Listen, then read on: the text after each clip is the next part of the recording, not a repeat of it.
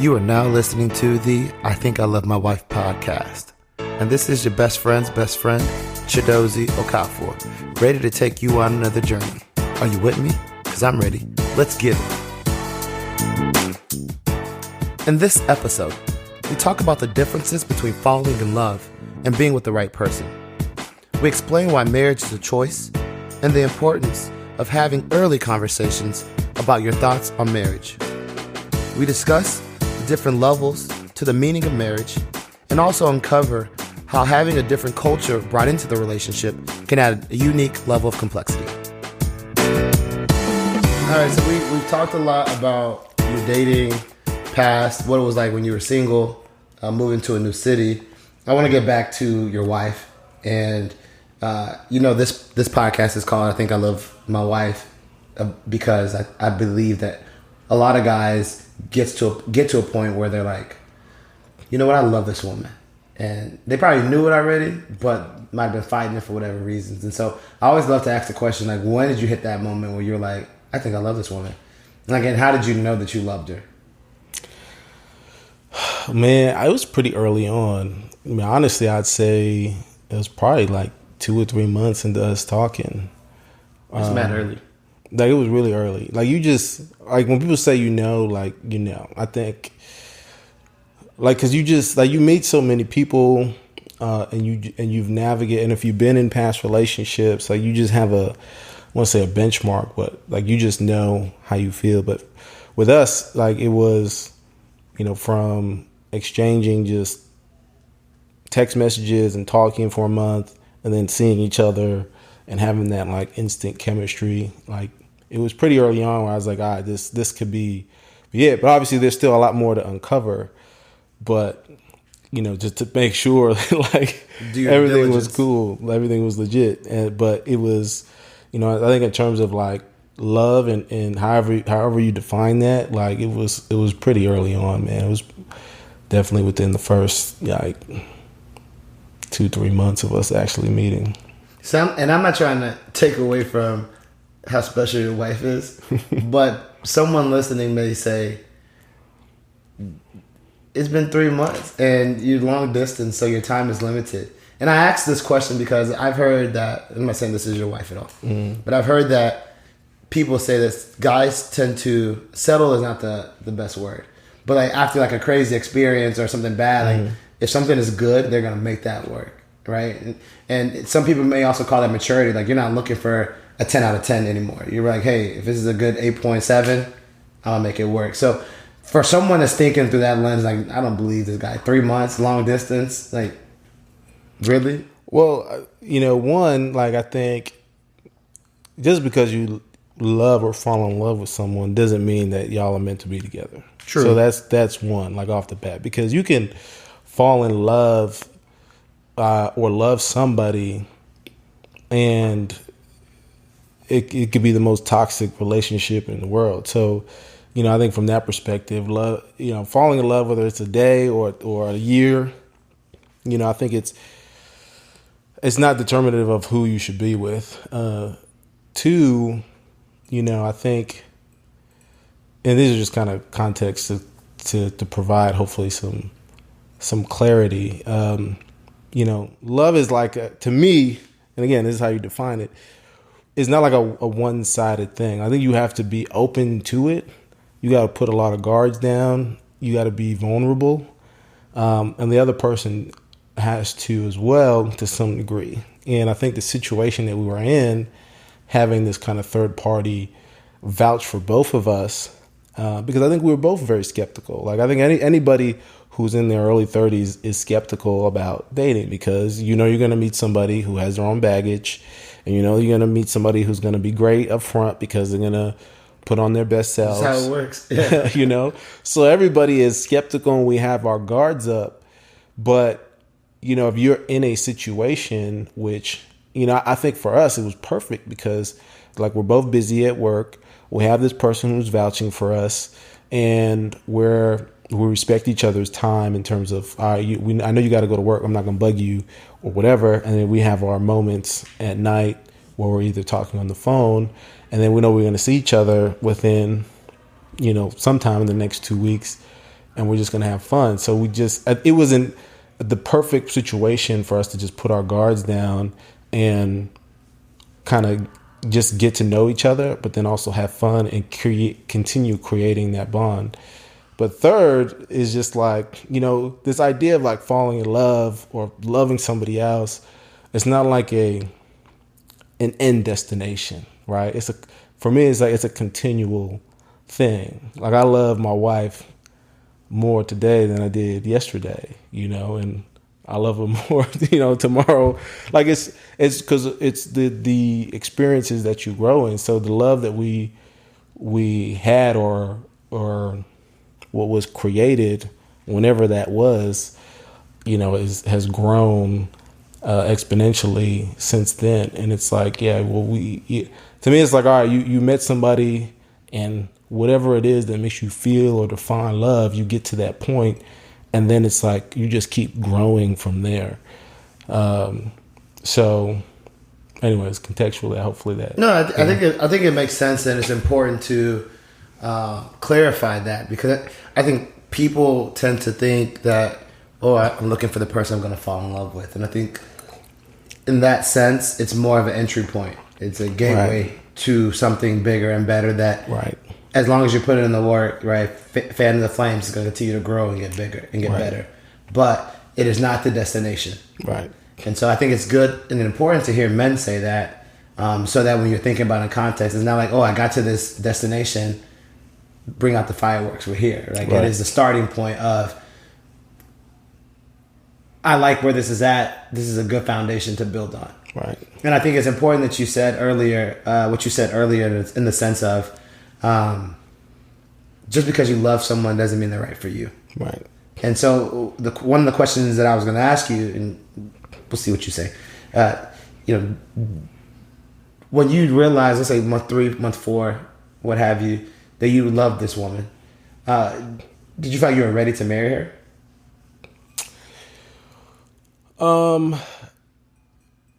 I don't know if I could say I was ready for marriage.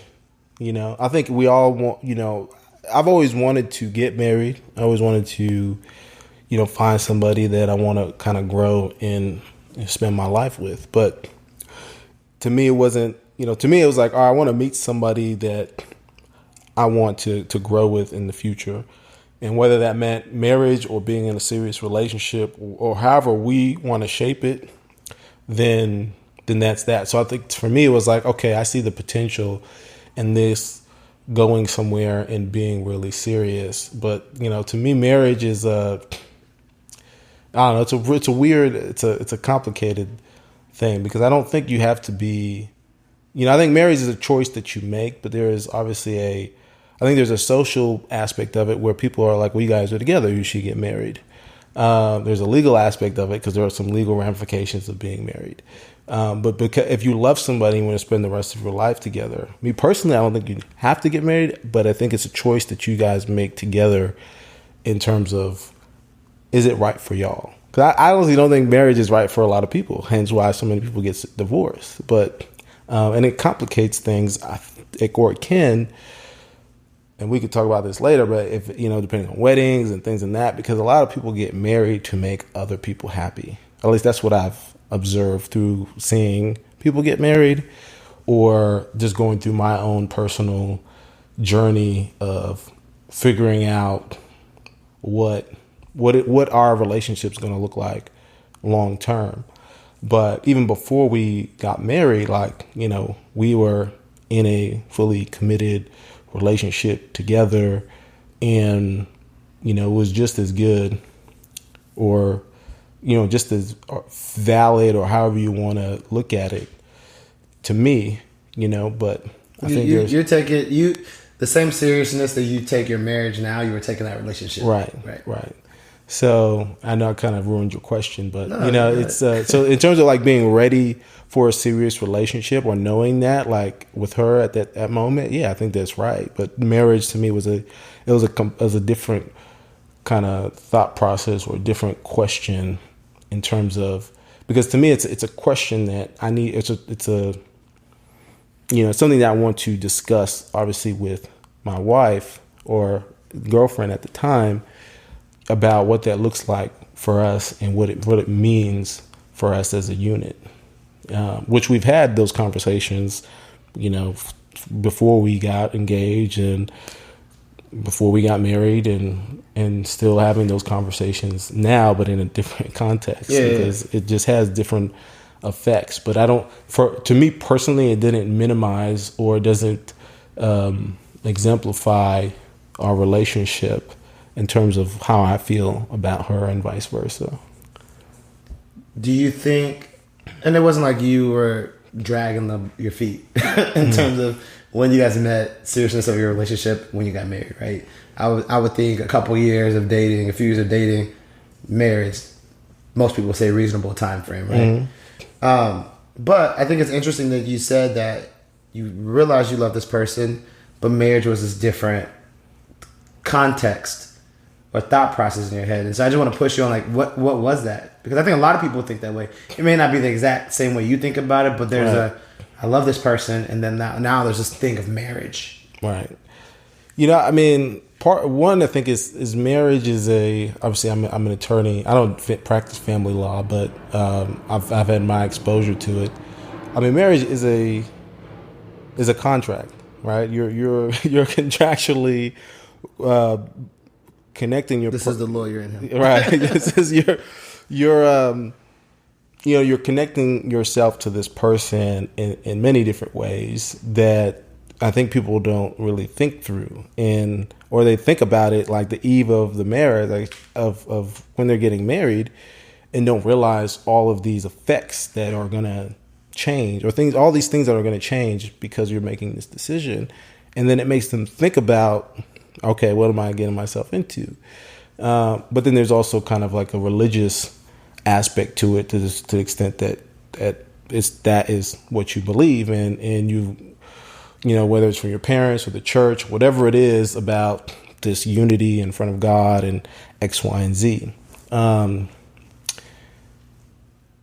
me, I think it's all of the above, and I want to go through all that. And I think that's a harder thing and there's more aspects to it, but I think it's hard to make that, to honestly go through and think about those things in a way, or thoroughly, and discuss it with the other person to get their thoughts on it, and make sure that they are that if you're entering into this contract or this union, that they think about it the same way you do. Because if you're thinking about it one way, they're thinking about it another way, I don't know, I don't want to say that's a problem, but that it could create issues. So for me, that's a different question of, all right, falling in love and seeing that this person is someone I could spend the rest of my life, or spend my life with, and continue growing with, and marriage is just a part of that decision. And it sounds like what I'm also hearing you say is that the process to, or getting to the point where you recognize you love this person, you're in love with this person, is something that for the most part you can get to that determination on your own. But the process of being ready for marriage is one that requires partnership in, because there's, like you mentioned, there's certain things that you need to figure out. Are you guys aligned? And so you can't just be sitting around and then all of a sudden I'm ready for marriage, because there's things that you need to understand first, right, to see if you guys really are. It's not really about you in that sense. It's about both of y'all, right, being ready for marriage. Is that accurate? Yeah, absolutely. I think marriage is a lifelong partnership. If you're making the decision on one side and not having, you may not have like, okay, let's talk about what marriage looks like to you, but you obviously have conversations about, what it may look like, or certain aspects of what marriage may look like, to completely understand it. So I think those are important conversations to have as on both sides, but obviously from my perspective as a man, to understand what that looks like to the wife. Because I know, we're kind of in the South, and like I've worked with people who are men and women who are, they view it a lot differently than I do. And obviously I'm not dating them, but like it's, I've seen guys where they're like, okay, and they're young guys too, like under 25, and they're like, well, they are married or thinking about getting married, and their thing is to, we're gonna get married, their wife's gonna stop working, and they're going to have a bunch of kids, and the wife's going to stay home and raise the kids. And that's odd to me. I don't think there's anything wrong to me. It's not wrong, but it's different. Like, it's a different mentality. I can see how like the black women and women of color just looking with their eyebrows up, like, what? And he's just talking to me freely about, like, and I'm just like, okay, that's, like, it's never a conversation like I've had with my wife. Like, she has her goals and aspirations career-wise, which I support 100%, and we try it, and vice versa. And then I speak to some women who are the same thing. Like, they went to top law schools or wherever, and they're out there getting it. Yeah. Well, or they're just like, okay, well, I want to get married and I'm going to stop working. No, really. Yeah, and I'm just like, okay. But then there are some too where they're like, yeah, like, I would never stop working. Or they'll ask me, is your wife going to stop working? And I'm just like, I'm like, no, I don't think that's never a conversation we had about stop working. I mean, it's always about, okay, what's the next, move career-wise for her? And even if we decide to have more kids, there's never there's a point in time where they're going to not work and stay at least coming from your end. From both of us. Yeah. I mean, she doesn't want to. That's not an aspiration of hers either. Right. And so try to put things as practically as possible. You got connected to this young lady via a friend, long distance. You are confident in a lot of aspects of her. You're in love.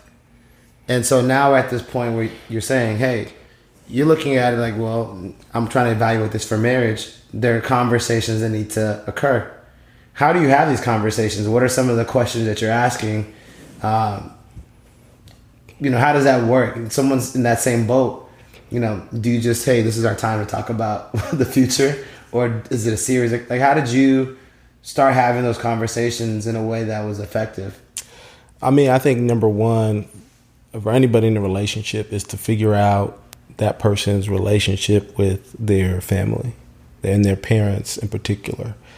I mean, I'm not saying it has to be perfect, but just trying to understand it, because I'm I come from a Haitian family. My greater family, like, I grew up with all my cousins. I mean, we had just huge family. My parents have multiple siblings. My dad has 6 siblings. My mom has like 11, and they all have kids, and their kids have kids, and we're all close. I mean, we're on multiple group chats. We see each other pretty often, even though we live all over the world. And like I talk to my parents every week, or my mom mostly, but like Caribbean dads, that's a whole nother podcast.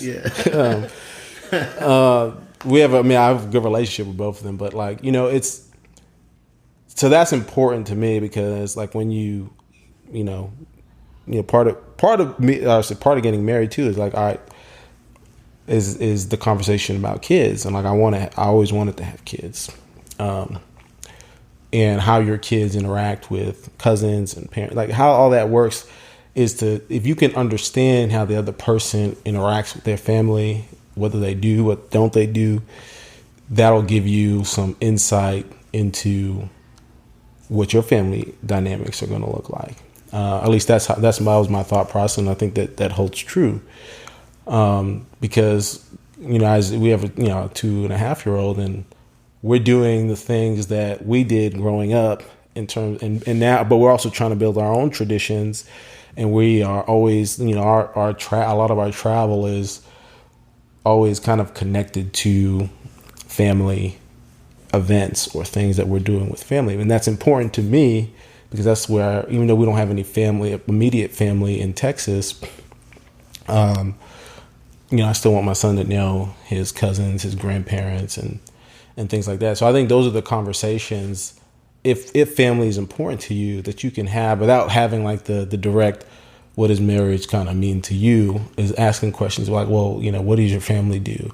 How close are you with your siblings? How close are you with your parents? Like, what, or what's your relationship like with your mom or your dad, and XYZ, or the kind of the basics of it. And then you get into like specific stories, and obviously no relationship's perfect. Like, obviously people are going to have beef here and there, but it's kind of the overall, whatever's on your checklist, you'll figure it out and know what questions to prompt, or red flags will pop up, and then you kind of go from there. Yeah, and you said something, and I think it's been echoed by other people as something that was undervalued in terms of what they thought the importance was before the relationship and afterwards, that component of family and things of that nature. And was it, given your family background and your Haitian culture and your wife's not of that culture, was it something that she easily bought into, was accepting towards, engaged in? How was that dynamic of, essentially trying to bring two cultures together? It's interesting. It's it's more probably a better question for her to see how she feels about it. I can only observations and things that might have been challenges from your end. Yeah. Like one thing that kind of stuck out, or not even stuck out, but as an example, but when I had my family come, like we live in a townhouse and there's plenty of space for us, but we have one guest room, and we had, our son's first birthday party, and I have like my immediate family, so I have my parents, my sister, her husband, her kids, my brother, his wife. It had like, 4 of my cousins. Like we all just stayed in the same place. Like people were sleeping on air mattresses, the couch, the floor. And the culture's like, you don't need to get a hotel. We'll make it right. I'm like, we will fit as many people in here as possible. We'll figure out shower situation. Like that's what we did. Like we, but that's different for her, from my wife. For a lot of people, yeah. Like it's doing that. Like I thought it was weird. Like if you come to Dallas, you stay at a hotel. Like to me, it's not. I'm not gonna take it personally, but borderline disrespectful. It is. The way we grow up, yeah. Right.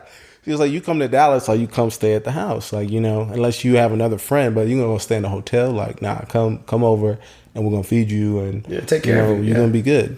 I think my wife, she's grown. I think she's okay with it now, but it's definitely not like it's an adjustment. It was definitely just like she grew up. She had her own room her whole life. Like I grew up.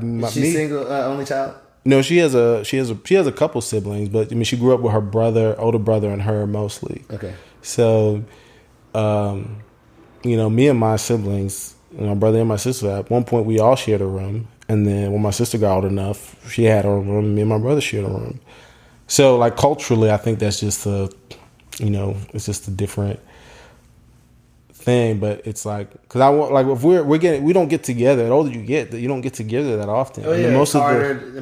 Not even in general. Like, It's harder to plan and get people together, and so you try to make the most of it when you have it. Right. So most of the moments that you have are like when everybody's just sitting around the house or doing, like, when we're all together and not at the event that brought us together. It's just when everybody's kind of kicking it and chilling at the house, eating food or whatever. So, that's just one example. But, I think, for the most part, she's been pretty good. I think in terms of, there's a lot of overlap. Like for me, it's interesting. This would be another interesting podcast, like first generation, people. I think because a lot of my friends that I'm really close with are first generation something, and we have a very different experience. And I have like a lot of friends that are, African American, been here, family's been here for generations. And I have some friends that are first generation and a lot of friends that are like immigrants. But the two on either end don't always seem to get along, But like for some reason, like, but the, you like a hybrid. You're in a unique position because you understand like your parents and your whatever, but you also, the American aspect of it, like you also understand, and you can navigate all these different spaces. So it's a very unique, and I haven't seen anything like written on it or a podcast or anything, but it's like we're in our own space. Yeah. It's a tough space because there's not always a well-defined lane for you, and you're like navigating between both versus like this is ours. Like they have theirs, the other side has theirs, and I feel like you're just trying to find where you fit between both. And a lot of times both sides will say, well, you're not you're not Haitian, really. And then other times, well, you're not American, you're not African American. You're like, nah, like, so you're in your own space, which I'm perfectly fine with, because I think it's such a unique space to be in, because you can be in both. And this is kind of off topic, but like, I've went to school with people where like we're all black men, but you have me, first generation, you have, African American, and then, so I have some friends from like straight immigrant. Immigrant. Yeah. And we're all kind of cool, but then I'll talk to both of them, and like, it'd be interesting to hear like a separate and apart from like their things that they don't understand about each other. Mm-hmm. And I'm just like, well, like if you just knew really why, stereotypes, yeah.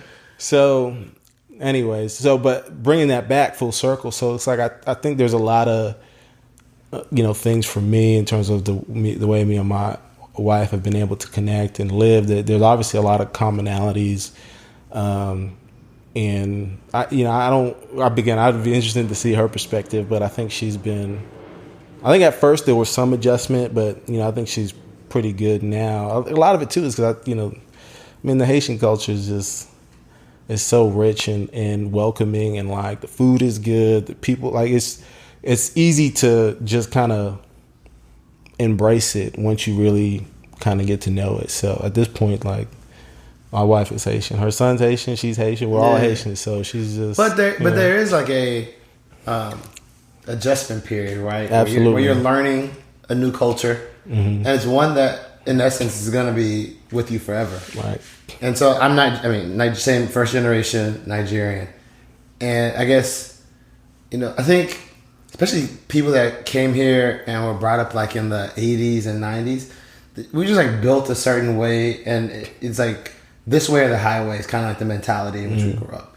Whether that is academics, whether that is what success looks like, whether that is what it is to be a man and a leader.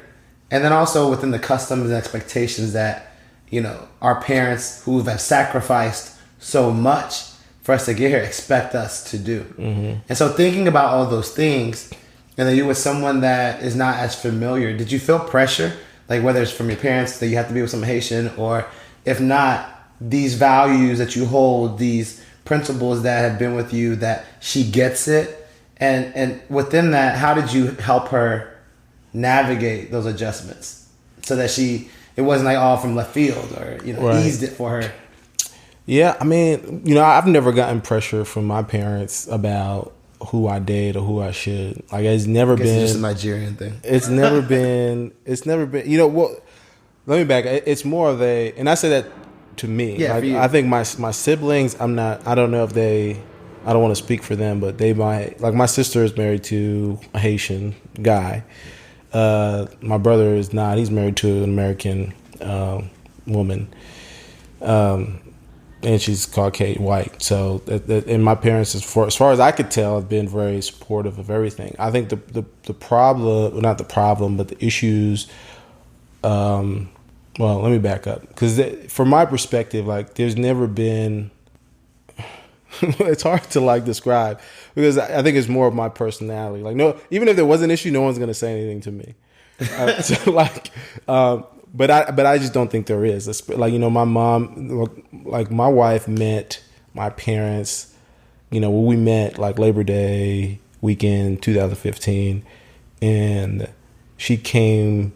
We flew and spent Thanksgiving with my parents that Thanksgiving. The same year that y'all met. Yeah, just once. So, and that was me. I was kind of like, okay, let's see how this is going. And was any prep? Like, hey, this is what we do. This is how it works. Just threw her in there. For me, it was just like, let me throw her in there and see how she, how it works out. Because I'm like, I want this to be genuine. I want my parents to kind of get, who she is, so I can be like, what do y'all think? And like, what do you guys feel? And obviously, I think from my perspective, it worked out. Like, everything was cool. My grandmother was there too, and like everybody met her, and everybody seemed to like her. I mean, my sister and her are really close to this day. And and she has a good relationship with my mom, or both my parents. Like, she texts them and send them pictures of our son and things like that. So at the time, it was a just throw her in there and see if she can hang and not feel not feel uncomfortable or feel like, like we eat Haitian food, like, we're having to eat the food. Everybody's speaking a mix of Creole and English, and just figure it out. And just figure it out. And if you can hold your own, then like, yeah, we just keep moving. But if you can't handle that, then like it was going to be a red flag to be like, yeah, all right, then, because that's what we're going to be doing. Did you have like throwing her in there? Was there a sense of confidence that like I think she can? From what you knew about her, I think. Yeah. If she wasn't, and she lived in South Florida. Like, my parents live in Florida, and like, I think she's been around the culture. I don't think really to this degree, but like at least she wasn't fully baptized, dunked in it, right? So, and then like just from what I've known of her, like she's been pretty independent. Like, she's lived in a lot of different places. She works, living in New York by herself, like working and navigate. Like, I wasn't throwing her in a situation that I didn't think she could handle. It was more like how she handled it would be gotcha. But did you think like culture is important to both of us, right? And I don't think it's like, oh, I'm trying to go and I eat, sleep, and drink the culture, and once I stack enough money, I'm going to go back and move to that country. But it's an important part. Legacy probably is the best way to describe it. And so, was it important that she bought into and like genuinely engaged in the culture for you? Oh, absolutely. I mean, it's part of who I am. And, I think just like we were discussing earlier, like whatever you want to call it, the black culture, African American culture, whatever, that's part of who I am, because I mean, I grew up here, and like most people are not going to look at me and say, well, he's Haitian American, like he's black. Yeah. But the Haitian culture is, I mean, I grew up speaking a different language at home. I grew up eating different food, and I mean, that's just on a really basic level, but it's, there's so many things that are different, and that's part of who I am. That's part of that is what I want to pass down to my son. And I want him to be exposed to his grandparents on both sides and appreciate everything. So I think just by the sheer nature of one being in America, and, even my parents as immigrants, I mean, at this point in their lives, they've lived here more than they lived in Haiti. So like they are American. I think, it's an interesting time, another podcast topic, but they are the quintessential, like, that's a dream. Whatever Americans should be, not whatever it is on CNN these days or other channels. But it's like, it's more of a, my son will hopefully grow up knowing that he is Haitian, that he's American, and that he's coming from this lineage of such rich history, and when he's old enough, we'll definitely, obviously he's got to go to Haiti one day, and if he can learn how to speak it, that would be even great, or even better. Does your wife now, or at the time, does she make any of the, I guess, traditional Haitian food? I think she's tried to do some stuff like the rice and beans, and but yeah, it took me. I mean, I grew up watching my mom cook it but it took me years to just, once I started cooking it, to figure it out. So I think it's a work in progress. What would you say? You just mentioned the language arts. She speak any or understand some of it when you guys are like together? I think she understands a little bit of it. Like my grandmother, who speaks English, but she'll just speak Creole to her, like she understands what she's like she thinks she understands. But I just think it's hard. I mean, I think it's hard for anybody as an adult. If you know another language, I think it's easy at any point in your life to pick up another language. Yeah. If you only know English, it's super hard to pick up another language. In general, yeah. I get that. But I guess I'm trying to understand the little bit that she knows language, the food she's trying to make. Was that something that has come from her desire to immerse herself in there, or you pushing and saying, "Hey, like, I really would like for you to." Oh, I think that's been really totally independent of her. You know, yeah. I mean, it's nice, but because both of those two things don't affect us As in a so relationship, much. Right? Yeah, but I think it's important, right? Because at the end of the day, like those things mean something to you, right? And it's something. It's very different when. I guess it's more about what it represents than the actual output, right? Because it's one thing if you're like, hey, I really like this food. I really like this food. It can be Italian food, right? Like she'll not make Italian food. Yeah. And then she's like, nah, you know, or only reason she does is because you say something versus someone being receptive enough to know that this is important to my person. Right. Let me do it. And so I guess I highlight that because I think it's whenever someone is dating someone of a different culture, like you said, those things are not going to be the reason why you work or not in the relationship. But it goes a long way. No, absolutely. It goes an extremely long way in terms of respect you have, showing some of the respect you have for the culture, honoring the culture. And then you talk about as a kid, the ability to pass some of those things down. Now it's not a one-way, it's not a one-sided thing to pass some of that legacy because she's learning. And over time, like you said, she will be able to pass some of those things down herself. And it all coming from your end. No, she's been pretty good, especially with the food. I mean, I think the hard part is now our diets have changed. Our diets have changed so much, and we just don't eat a lot of rice or beans or things like that. Like a staple, right? Exactly. And just because, well, anyways, but I mean, there have been, since we've known each other, I know there's been multiple times where even without me knowing, like she'll talk to my mom or my aunt and ask how to cook something and like try it and I won't even know, like I'll just come home and she'll be like, yeah, I tried this dish out, blah blah blah. So like, yeah, I completely agree. Like those are the little things that really make a difference. You know, it's not like like you said, it's not gonna make or break things, but when you do it, it just adds to the reasons why, you know, you are with that person, because they do appreciate.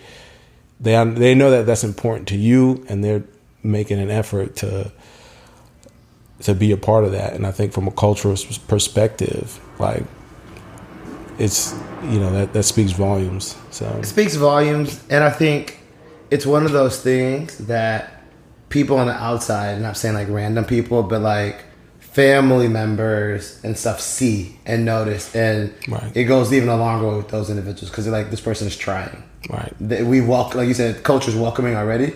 We welcome them with open arms, and now we see their arms extended as well. Right.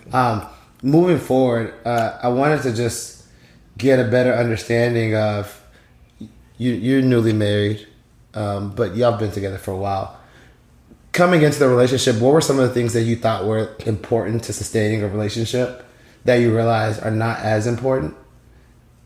And then what are some things on the flip side that like you probably didn't even see this coming, but you realize, oh, this is truly important to making sure that it works, or you sustain that love and that marriage?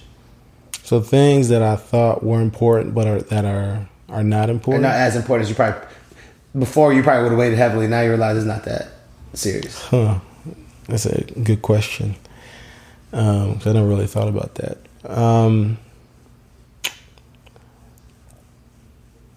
Man. As you think about it, because part of why I'm asking it, because I think some people... I usually ask that question in context of proposing, but I feel like you were at a stage where like money wasn't an issue, where some people were like, well, they were trying to get my money and my career right, and so that was a issue that caused me to play this out longer. And you were probably in a better spot than a lot of people, and so just in general, like, what were you thinking about that? Whether you were dating, when you were dating, you probably was waiting as a big thing, and then now you're in it. And you're like, I don't know why I thought this was going to be that serious. Man, I don't know. Damn, that's a tough question, man. I don't know. I give you time to think about it.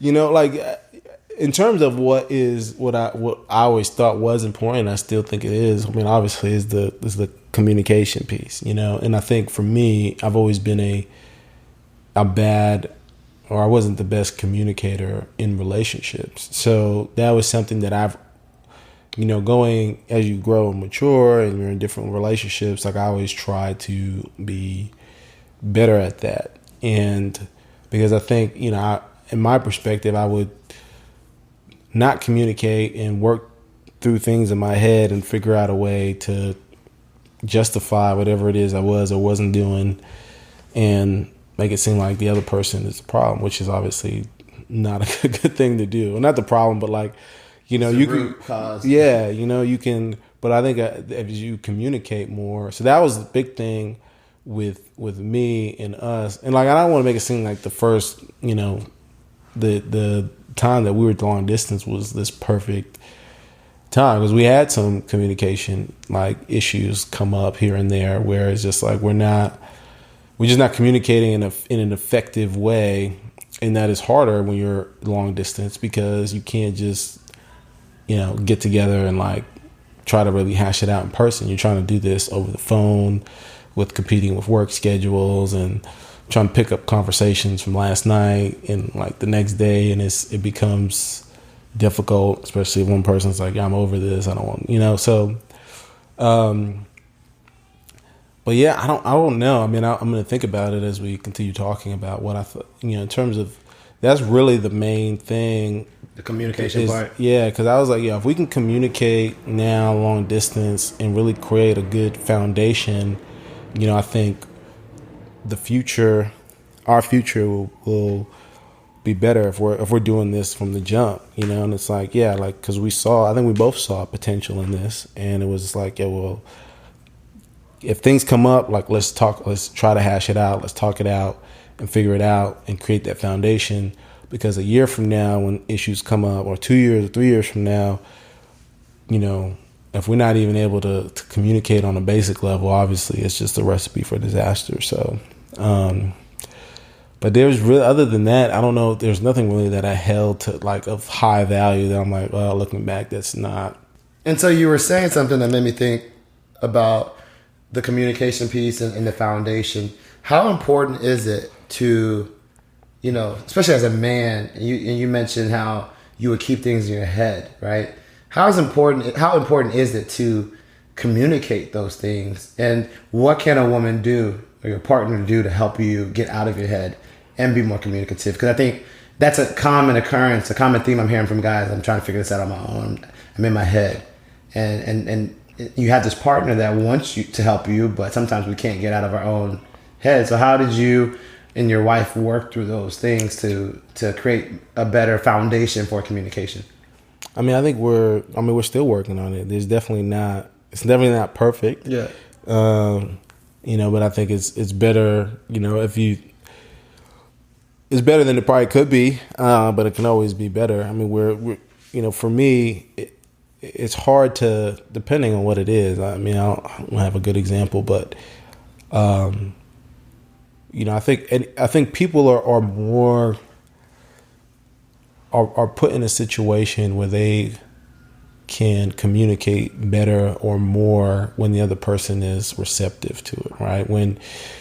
If you're always bringing things up and the other person is just quiet or downplaying it or, ignoring it, defensive, then obviously the other person is going to be less willing and less likely to bring up those things. And then it's going to be stewing, and they're going to go through whatever process it is that they go through and create their own narrative.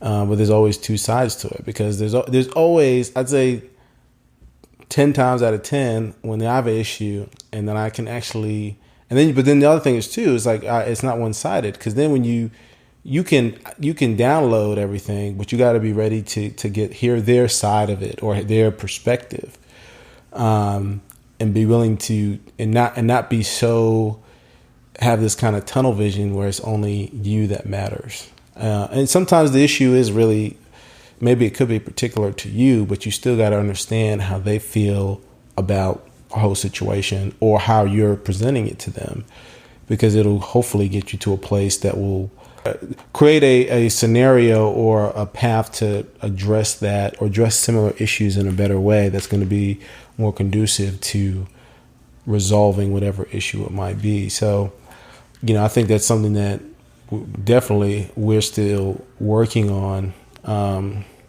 Because you have different issues when you have kids and you're married or whatever it is, than when you're single. So you're always going to have things come up. It's a different contextually. It's just different. But I think my wife is pretty good, I think, about listening and like truly listening and being understanding, which makes me more comfortable bringing it up in the first place and not just ignoring it. But it's hard. Like most of us, it's hard to carry that stuff. Like for me, I got to get it out. Even if I just say it and we don't, it could take a whole night, or it could take an hour, it could take 5 minutes. But like, I just need to something in my mind is like, I just need to know, I need you to know that this was what I was thinking, or I wasn't happy with this, and then move on. I can, but I already know that it's not a good thing for me to hold that stuff in, because it'll just distract me from the other things I got to do every single day. So, no, that's real. And I think a lot of people over time realize that. Another thing that you said that was important, and I want to dive a little bit deeper on, was the fact that certain things, and I think you're using communication as the example, but I think it plays itself out for a lot of areas, is that there's certain things you needed to figure out and resolve now so that in the future it didn't become a bigger thing, right? Mm-hmm. And so as you think about your relationship, was that something that you knew coming into it? They're like, hey, we have this thing that we need to fix or address because I don't want it to become this bigger thing later? Or was it on her end that, how did you know that? Because I don't think a lot of people realize that.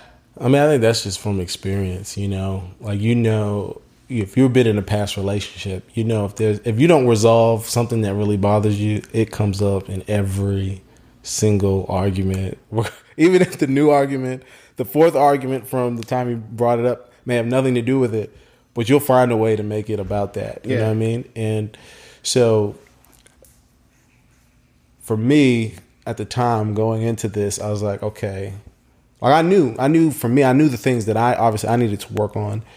And from my experiences, that was important to me, especially being long distance, because you just don't have, like I said earlier, you don't have the opportunities to really address things in person. And then when you do see each other, you don't want to be you don't want to spend that time, arguing or figuring out. It's like you land, we're going to go dinner, we're going to do this, we're going to do that, do this, and then you leave. And it's that's the time you want to spend, enjoying each other as opposed to the tough stuff. So, but it wasn't, at least the concept of that didn't grow out of this relationship, at least from my perspective. It was more like, okay, I know from past experiences, this needs to happen up front, because if it doesn't, we're going to have issues, serious issues down the line. Do you feel like there was given what you knew, it was important for you to make sure that happened? Because I've been in relationships, and I think experience is a big advocate or helper, in the sense that you kind of know things that have occurred. If you're reflective at all, you know what caused it, right? And so I've been in situations where, whether it was about communication or things that you're seeing and how you guys operate as a team or a unit, or the other person operates, that you're like, hey, if we don't fix this thing, you can already in your head see how it's going to play out down the line, or when you have kids, or in the future. And some people don't see that, have that foresight, or have that experience. How do you have those conversations to help people that don't see that or don't have that experience understand that, hey, this is going to be a bigger issue? I mean, in our experience, I think we talked about kids and what marriage meant to us pretty early on. And for me, it was always if we can't talk about this, how are we going to raise a kid together? How are we going to, when there's a real issue about, we got to make decisions or something about another person's well-being or life, but we can't have a conversation about whatever, like, so that was to me, it was as simple as that. It's like, and I think most mature people can understand, like, okay, well, if when you're not married and you don't have kids, those are serious things that, or at least it should be. I mean, like, you should think about it in a way that's like, okay, marriage is a serious thing, raising a kid is a serious thing. So when you have someone saying, like, all right, whatever issue it is you guys are going through, and they're like, if we can't even talk about this, I don't know, how we're going to have kids together. I don't know. To me, that seems pretty impactful. Does it come off as like a threat? No, I don't think it could. I can see someone say, well, if we can't talk about this, then I don't know how we're going to have kids. Which is, then someone can extrapolate, I don't know how we're going to get married. And I don't know, you know how it is, right? Like, right. I mean, well, I guess you can ask my wife, but I don't, and these are, those situations are, I can't, it's not like, I don't remember having that conversation a lot, but I think it probably happened maybe one, 2 or 3 times before. It's kind of like, all right, we understand that we just need to get through this. Because then once you can get through that hard conversation, whatever it is, you do it again, and you kind of, hopefully you develop a process. Like it's, and again, like I'm not saying we're perfect at all. Like we still have our communication things that we work through. But, at least I think there is a process in place where things don't linger for a very long time. So, I don't think that it's ever come off as a threat. I think it was more like we are in this relationship because we are serious about our future together. And this issue, if it's on either end, it's like, well, this is important to me, and like we need to like talk through this. And if the other person is really defensive or not being about it, it's like, well, like if you understand that this is, if you need resolution, you understand that this is not going to stop bothering you until it's resolved. It only makes sense to be like, look, we're going in the right direction, but like if we can't even get through something like this, which is usually is something petty and not even that important, then how, when something is really important, how are we going to get through that? I think that's a logical question to ask, and I think it makes sense. So it shouldn't, or it doesn't have to come off as a ultimatum or a threat kind of thing. It should hopefully come off as this is realistic, a realistic way to approach this, and we can figure out a path to resolving these issues. Sounds like words from a man that's gone through it. I wish we could keep going, but that's our time. I want to thank you for your time, and I also want to thank each and every one of you that's listening. Please subscribe to the I Think I Love My Wife podcast and follow on Instagram or Facebook at Think Love Wife. If you like what you're hearing, share with a friend, or in fact, please leave a review. On the next episode, we'll discuss how to navigate a relationship when a baby's in the picture before marriage, talk about push gifts, and get thoughts on living with someone before marriage. I really appreciate all of the love, and I hope the conversation keeps going.